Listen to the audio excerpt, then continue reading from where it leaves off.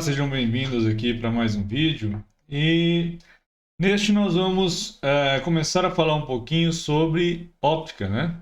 Estudos relacionados aí à luz.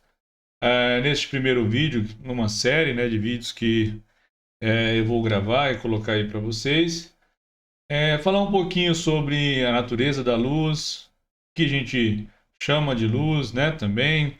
Alguns princípios, né, que vão nortear os nossos estudos aí, principalmente relacionado à parte que é dividida ou chamada como óptica geométrica, e um pouquinho sobre alguns dos fenômenos relacionados à luz, certo?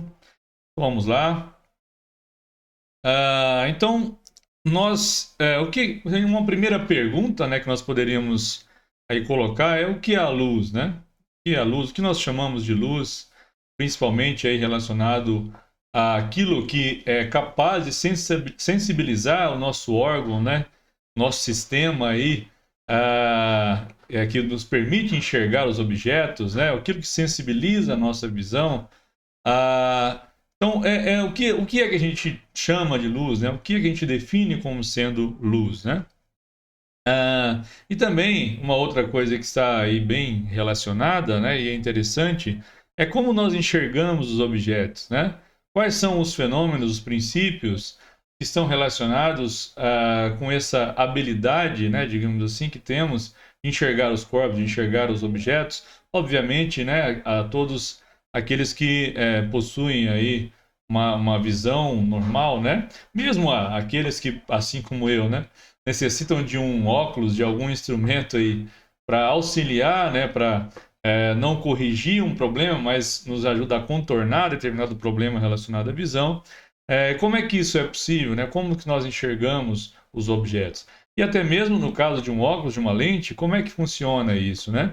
Então tudo isso é objeto de estudo, digamos, aqui dessa parte que a gente chama de óptica, né?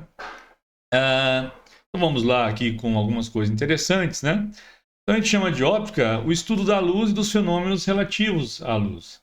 Nós veremos aqui alguns fenômenos já nessa primeira aula, nesse primeiro vídeo, que são interessantes a gente estudar, a gente conhecer, e também, como eu já disse, algumas propriedades e princípios aí interessantes. E podemos dividir aqui em óptica geométrica e óptica física, né? Essa parte da óptica geométrica é, como o nome já induz, né? Como é que nós podemos utilizar aqui conceitos que conhecemos já da geometria, né? Para tentar determinar ou obter imagens conjugadas por espelhos, por outros sistemas, né? Como é que é o comportamento da luz quando ela atravessa de um meio para outro? O que acontece com a velocidade? O que acontece com o comprimento de onda? O que acontece com a frequência? Quais alterações nós temos, né? Então tudo isso estará relacionado. Nós usaremos aqui da óptica geométrica para poder trabalhar um pouquinho com esses, entender um pouquinho desses fenômenos, né? E o que a gente chama de luz, principalmente aqui destacando, né, o espectro eletromagnético, antes até de falar um pouquinho da questão da natureza da luz, né? Essa parte, né, do espectro eletromagnético, que está essa pequena faixa aqui, né, que é ampliada para a gente em relação ao comprimento de onda aqui nessa imagem. Então, essa pequena faixinha do espectro que a gente chama de luz visível, é aquilo que é capaz de sensibilizar a nossa visão, né? Então, abaixo disso está o que a gente conhece como infravermelho, né? Acho que até o nome aqui ajuda a entender muito bem, até se a gente pegar a ordem, né, do vermelho ao violeta em relação aqui ao comprimento de onda, a gente vê uma diminuição desse comprimento de onda, né? E acima do violeta eu teria então o ultravioleta, né? Claro que eu posso olhar isso também em relação à frequência. A frequência aqui em torno de 4 vezes 10 a 14 Hz, a 6 vezes 10 a 14 Hz, compreendendo então essa parte que a gente chama de espectro visível, ok? É claro que nós temos as outras faixas de frequência, né? Ondas de rádio, ondas de TV, FM, micro-ondas, né? As ondas relacionadas aí às comunicações dos celulares, por exemplo, estariam aqui nessa faixa de ondas de rádio, micro-ondas também, aí dependendo da tecnologia, né? Os raios X, raios gama. outros aí que a gente já tem estudado, né, em outras partes do curso aí de Física 2, por exemplo. E a luz, em relação à natureza, né, ela é onda ou ela é partícula, né? Essa é uma discussão até interessante. Tem um vídeo que eu gravei há um tempo resolvendo uma questão do Enem. Eu vou ver se eu coloco ele aí no card aí depois.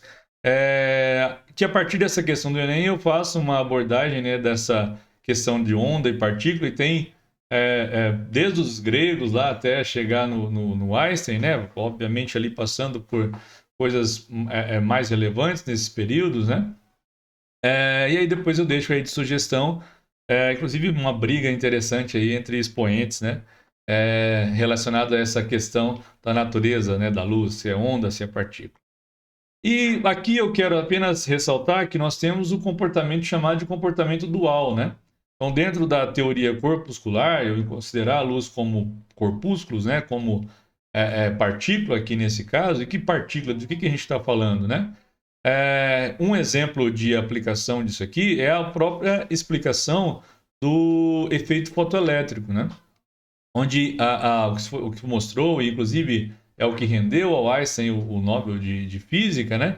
Ele conseguiu, a partir dos estudos ali de Planck, à época, né? Onde se considerava que a luz era composta por pequenos pacotinhos de energia, né? Chamados de quanto, ou quanta, né? E quantum nesse plural.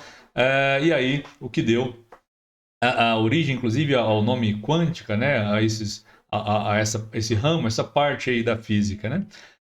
Então, a própria explicação do efeito fotoelétrico foi possível, aí já pegando o final daquela discussão que eu falei do outro vídeo, onde a gente pode considerar a luz composta com pacotes de energia, né?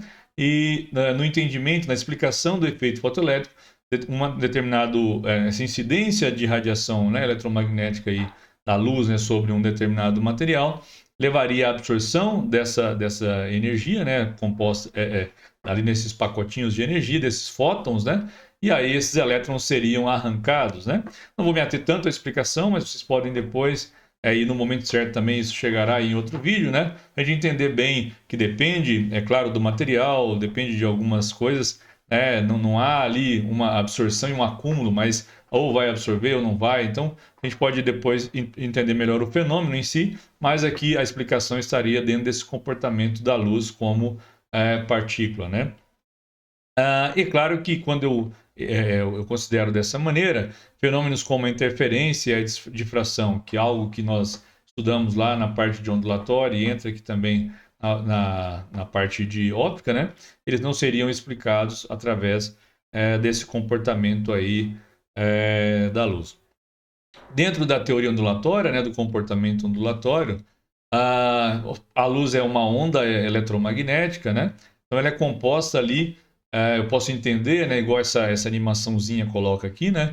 Eu tenho então campos elétricos e magnéticos oscilando, né? De perpendiculares entre si. E podemos também já falar o seguinte, né? Que a velocidade da luz, ela define um limite, né? A velocidade da luz no vácuo, obviamente, define um limite de velocidade. E o que está dentro do estudo também de uma outra parte, de uma outra contribuição do Einstein, que é a relatividade restrita, né? Algo que nunca até então, né, foi violado, ok? Isso aqui só o valor da velocidade da luz, né? Apenas de curiosidade colocado aí para vocês. E aí, claro que, como esperado, considerando a luz como uma onda, né, você não consegue explicar o efeito fotoelétrico. Aí da onde você tem, então, esse comportamento dual, né? A luz onda, mas também a luz como partícula, né? Alguns conceitos iniciais aqui que serão já importantes no estudo de óptica, né? Principalmente essa parte que a gente chama de óptica geométrica, é o conceito de raio de luz, né? De feixe de luz que vai aparecer na sequência, aqui acho que complementares, podemos dizer assim. Então eu vou utilizar um traço, né? Um segmento de reta ali e orientado também, para que a gente possa definir o sentido de propagação da luz, né? Então geralmente a gente costuma desenhar algo assim, né? Então eu indico a direção, né, e o sentido de propagação da luz através dessa representação. Isso facilita muito principalmente quando a gente vai construir imagens ali conjugadas por sistemas, como um espelho, né, uma lente. Então isso vai auxiliar bastante aqui a evolução, né, dos nossos estudos. O feixe de luz seria então um conjunto de raios de luz, né? Um conjunto de raios de luz que, né, eu tenho ali sendo propagada em determinada região do espaço. Como é que eu posso representar isso? Claro que vai depender também do tipo, né, que eu tenho. Eu posso ter um feixe onde esses raios eles estão passando através de um sistema, ali como um exemplo, uma lupa, né? Eles estão convergindo para um ponto. Aí a gente chama então esse feixe de luz de um feixe de luz convergente. Ele pode também estar saindo de um ponto e espalhando pelo ambiente, né? E aí eu teria um feixe de luz chamado de divergente, né? Até como a própria ilustração aqui já consegue nos mostrar bem. E eu posso também ter um feixe de luz onde os raios estão paralelos, né? Como exemplo, a gente poderia colocar um holofote, onde eles saem praticamente paralelos, né, esses raios de luz, e é assim, né, você pretende, inclusive, que aquele sistema te forneça os raios dessa maneira, né? Outra coisa importante já da gente falar aqui é o conceito de fonte de luz, né? Nós temos as chamadas fontes de luz primária e também nós veremos as fontes de luz secundárias, né? O que a gente diz em relação à fonte de luz primária, né? E aqui eu coloco aí como um corpo luminoso, né? E é justamente isso, né? A fonte de luz primária é aquela que ela emite luz própria, não uma luz por reflexão, né? Não uma luz que ela não tenho incidência de luz e aí por isso ela emite luz, né? Devido a essa reflexão. Aqui não. Aqui a gente está considerando que é um corpo luminoso, é um corpo que emite luz própria devido aqui a algum processo, né? Então, um exemplo que nós poderíamos colocar é a nossa estrela, né, principal do nosso sistema, aqui o sistema solar, como uma fonte de luz primária. Corpos, né, também aquecidos, né, eles emitem luz também, são chamados fontes de luz incandescente. Mas nós temos também outros que emitem luz a temperatura praticamente ambiente, são chamados de luminescentes, né? E aí, como exemplo, nós podemos dizer, né, os fluorescentes, né, que emitem luz na presença de um elemento excitador, como eu escrevi aqui para gente, ou fosforescentes, né, que emitem luz independente dessa presença de um elemento excitador, né? Se a gente pode pegar, no caso das lâmpadas fluorescentes, eu tenho uma corrente elétrica passando através ali de um gás, existe ali uma interação, né, e esses elétrons são excitados, decaem, emitem radiação, interagem com uma camada de revestimento, depois que a primeira emissão é no UV, depois emitem novamente na faixa do visível, e aí nós temos as lâmpadas aí funcionando. E os fosforescentes, como eu coloquei exemplo, interruptor de luz, a gente pode perceber que muitos deles apresentam um brilho por um determinado tempo, né? Alguns equipamentos ali, algumas coisas de decoração, principalmente em quartos de crianças, são colocadas, também apresentam esse efeito, né? De emitir luz ali, independente ou né, mesmo na ausência de um elemento excitador. Então, podemos colocar também os bioluminescentes, né? Talvez o mais conhecido, né, seja o vagalume de todos aí, que já, quando está no campo ali, está fora da cidade, é bem fácil às vezes de contemplar isso aí, mas existem outros animais e outros sistemas aí biológicos, né, que emitem luz também, né? Esse peixinho aí, bem bonitinho, né? Ficou famoso numa animação. Acho que todo mundo aí já pode fazer a relação, sem eu ter que até citar o nome, né?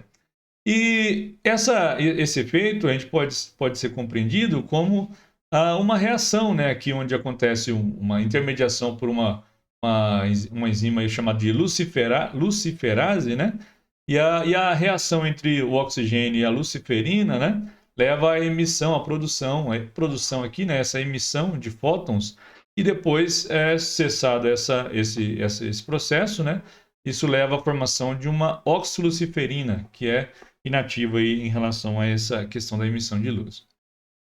Aqui uma caverna, né, que está repleta de... É um determinado inseto que ele tem a grande parte da sua vida na fase larval, né?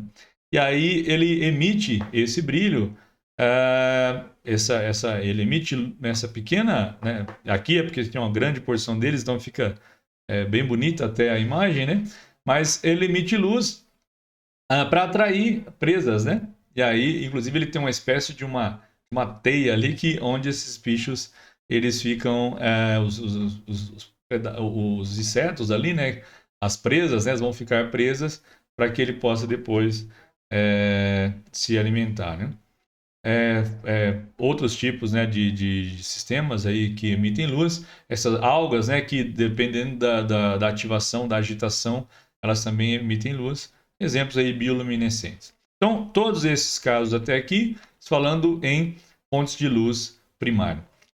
No caso, as fontes de luz secundárias, né, elas são corpos iluminados. Eles emitem luz, mas não própria, mas por reflexão. Eu posso ter, por exemplo, um corpo que, dependendo da situação, ele é fonte de luz primária, dependente da luz secundária? Sim, né? Quando eu tenho, por exemplo, uma lâmpada ali, ela está iluminando o ambiente, ela é uma fonte de luz primária, né? Mas quando aquela lâmpada está desligada e ela está sendo iluminada por um outro corpo, seja ali através da luz solar, ela é um corpo iluminado, e aí nesse instante comportando como uma fonte de luz secundária. Então a gente tem que também, é claro, sempre ter essa atenção aí. Então a fonte de luz secundária ela reflete a luz que recebe de outra fonte, né? Coisa simples, né, de entender. O que eu coloco aqui como exemplo seria a Lua, né? O nosso satélite natural, que é um corpo iluminado, né? Através da incidência dos raios solares, né? Nesse objeto, nesse corpo, é que nós podemos vê-lo também. Quanto ao tamanho, né, nós podemos classificar as fontes de luz como pontiforme, e é claro que quando eu falo em pontiforme, eu estou tentando pensar o quê? Num algo pontiforme, pontual, né? Um ponto, né, que emite luz. Então, uma fonte de luz pontual é aquela que ela tem uma dimensão, um tamanho, né, que é desprezível quando eu comparo ao ambiente, né, ao sistema como um todo. É claro que aqui um corpo que a gente acha ele muito grande até, dependendo em relação a que eu estou falando, ele pode ser até mesmo considerado uma fonte pontual, pontiforme, né? Então, isso também é relativo, né? Mas levando em consideração o meu sistema macro, o meu ambiente, se ele tem as dimensões muito pequenas, quando comparado a esse ambiente, eu teria então uma fonte de luz pontiforme. E a fonte de luz extensa seria então constituída por infinitos pontos, né? Uma sucessão ali, um corpo, né? Que tem infinitos pontos emissores de luz. E aí eu posso chamar essa fonte, né? De uma fonte de luz extensa, e vale a mesma coisa que eu disse. Uma fonte de luz que pode ser extensa para um determinado ambiente, dependendo do ambiente, ela pode até mesmo ser considerada uma fonte de luz pontiforme, né? Tudo em relação ao tamanho em comparação com o ambiente em questão. Em relação aos meios de propagação da luz, né, nós teremos aqui os meios, né, transparente, translúcido e opaco, né? Vamos ver quais são as coisas importantes que a gente tem que saber aqui. No caso de um meio transparente, a luz, né, ela consegue atravessar esse meio sem que haja modificação, né, na direção de propagação dos raios de luz. Então, eles passam através daquele meio e vão atingir, naquela ilustração ali, um observador, né? Então, eu, através daquele meio, consigo observar os corpos, eu como observador, com toda a nitidez, né? Então, eu não vou ter ali dificuldades em enxergar através do meio, né? Então, essa é uma característica de um meio que a gente chama de transparente. Aqui na nossa ilustração também, eu consigo ler através daquele meio ali transparente, o que está escrito naquele bloco, né? Porque eu estou falando de um meio em que há, através daquele meio, a passagem da luz sem qualquer perturbação, sem mudança de direção, e eu consigo enxergar tranquilamente. Esse é um meio chamado de transparente. Agora, ao atravessar esse meio, a luz, ela não tiver um comportamento regular, ou seja, a propagação não é regular, isso vai levar a uma dificuldade de observar através daquele meio, né? Então, isso acontece quando isso acontece, mas ainda assim eu consigo observar o contorno, eu consigo ver algo como nessa imagem, né? Olha, eu consigo ver o contorno ali do corpo. Essa outra é interessante porque eu tenho em cima um meio que eu posso considerar translúcido e embaixo um meio transparente, né?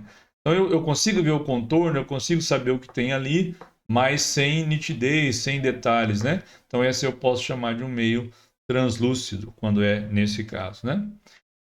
Agora, se a luz ela não consegue passar através de um meio, esse meio não permite que a luz se propague através dele e atinja, né, e chegue até um observador, a gente chama esse meio de um meio opaco. Então, aqui no caso, o observador não verá o que está atrás daquele objeto, daquele bloco ali em cima, porque esse é um meio opaco. Assim como aqui embaixo eu não consigo ler o que está escrito no bloco, porque tem um tapume ali, tem algo está obstruindo a passagem dos raios de luz, né? E eu não consigo enxergar, então, através desse meio. Ok? Isso até ajuda a gente a entender o seguinte, né? Que alguns princípios aqui de propagação, né, da luz, a gente vai sempre considerar o que está colocado aqui nesse slide, né? Então, se eu tiver um meio que ele é homogêneo, que ele é transparente e isotrópico, o isotrópico aqui é que as propriedades físicas, como por exemplo a velocidade da luz, ela é independente da direção de propagação, ela é a mesma em todas as direções, né? Então, um primeiro que a gente pode colocar é a propagação retilínea, né? Quando eu tenho a propagação retilínea, eu posso pensar o seguinte: o que evidencia esse princípio para a gente, né? É que em meios desse tipo, homogêneos, transparentes, isotrópicos, a luz caminha sempre em linha reta, né? E uma principal aqui evidência que eu tenho disso é a formação de sombras, né? A gente pode ver ali exatamente, vendo a sombra, eu sei que a sombra, né, o objeto ali no caso é a mão de uma pessoa, né? Então a formação de sombra, ali também a formação de sombra daquelas pessoas nessa outra imagem, inclusive com a forma dos seus corpos, o tamanho, eu consigo ter noção em relação a isso através da formação de sombra. Claro que isso vai depender de outros fatores, né? Que a gente pode ilustrar também. A independência, né? Os raios luminosos são independentes, mesmo quando se cruzam. Então, eles se cruzam em um determinado ponto, mas eles continuam se propagando de forma independente, né? Então, é isso que quer dizer. Então, ali eu tenho, vamos supor que sejam fontes de luz monocromáticas, e elas se encontram em um determinado ponto, interagem, mas continuam se propagando de forma independente, como se não tivesse acontecido aquele encontro ali em determinado ponto. É isso que é importante a gente ressaltar desse princípio. Valendo lá o que a gente viu no outro, né? Meios homogêneos, transparentes, isotrópicos, conforme nós vimos aí. Ok? Outro princípio da reversibilidade, né? Que a trajetória dos raios luminosos independe do sentido de propagação. Um exemplo disso aqui é quando você olha para uma pessoa através do retrovisor do carro central ali, né? Se você consegue ver os olhos da pessoa que está no carro atrás ou na pessoa que está no banco de trás no seu carro, o mesmo acontecerá da pessoa em relação a você, né? Então esse sentido de propagação ele é independente, ok? É isso que a gente pode entender a partir aqui desse princípio, né, chamado de reversibilidade. E já começando a falar aqui em relação aos fenômenos ópticos, né? Um dos interessantes aqui da gente ressaltar é a reflexão luminosa, né? Então, a reflexão, claro que ela vai ser objeto de estudo aí, principalmente quando a gente começar a falar da formação das imagens, né? Os espelhos conjugando imagens e também as lentes, mas aqui já tem coisas interessantes da gente ressaltar, né? Essa reflexão, por exemplo, ela pode ser uma reflexão regular, que é o que acontece em espelhos, né? Onde eu tenho uma superfície lisa, superfície polida, né? Uma camada ali bem homogênea também, e aí acontece o que a gente chama de reflexão regular, mas ela pode também acontecer, e a grande maioria né? A reflexão difusa. Inclusive, é por isso que nós conseguimos enxergar os corpos, né? Por que você estando numa sala, num recinto qualquer, todas as pessoas, a menos que exista um meio opaco impedindo isso, conseguem enxergar os objetos, né? Então, você está independente de onde você esteja agora, se tiver mais alguém com você, não existindo um meio opaco obstruindo a passagem dos raios de luz, tanto você quanto essa outra pessoa conseguirão enxergar determinado objeto aí no ambiente. E isso é possível, isso acontece porque ao ser iluminado, né, existe a reflexão difusa, ou seja, a reflexão espalhada aí para todas as direções, né? Isso é característico, né, de superfícies rugosas, como são a maioria dos objetos, né? Então, essa é a reflexão que nos permite, então, enxergar a maioria dos objetos. E já podemos entender o seguinte, né, que eu só vou conseguir enxergar algo se ele estiver, ou se ele tem luz própria, né, ou se ele está sendo iluminado, porque senão, se não há nenhum tipo de fonte, né? Se eu tiver totalmente ali a ausência de uma fonte de luz, eu não vou conseguir enxergar os objetos, os corpos, né? Então eu consigo enxergar devido a essa reflexão da luz ou a emissão de luz própria. É isso que nos permite visualizar os objetos. Outro fenômeno interessante, que é importante, é a refração, né? A refração é caracterizada pela mudança de meio. Quando há mudança de meio, nós temos o fenômeno chamado de refração luminosa. Então, é importante aqui ressaltar que aqui nós estamos vendo, nesse caso, que há um desvio, né, do raio incidente em relação ao refratado, ou vice-versa, né? Do raio refratado em relação ao raio incidente. Esse refratado é o que passou, então, para esse outro meio. Mas não é isso que caracteriza a refração. O que caracteriza a refração é a mudança de meio, porque eu posso ter um raio, uma determinada orientação que a gente vai ver depois, que ele muda de meio sem que aconteça desvio. Ainda assim há refração? Sim, porque o que caracteriza a refração é mudança de meio, né? E a absorção luminosa, como o nome, acho que esse é o mais simples de entender, assim, em relação ao que se trata, né? É que ao incidir sobre a superfície, a absorção, e aí nós podemos evidenciar também uma transformação de energia luminosa em energia térmica, né? Isso pode levar a um aumento da temperatura da superfície que está absorvendo. Então, esse também é um fenômeno que a gente pode aqui relacionar com o estudo da óptica. E com relação à cor dos corpos, né? O que a gente pode entender aqui? Por que a gente enxerga, né? Por que nós definimos, classificamos os corpos, dizendo que o corpo tem uma cor tal, né? Como é que a gente pode definir isso aí? Como é que isso é feito, né? Então essa parte, para o vídeo não ficar tão extenso, eu vou deixar para um próximo vídeo, a parte 2, digamos assim, desse vídeo, né? Começará falando em relação à cor dos corpos, ok? Então já fica aí o convite, né, para que vocês possam assistir esse segundo vídeo na sequência aí. Até o próximo.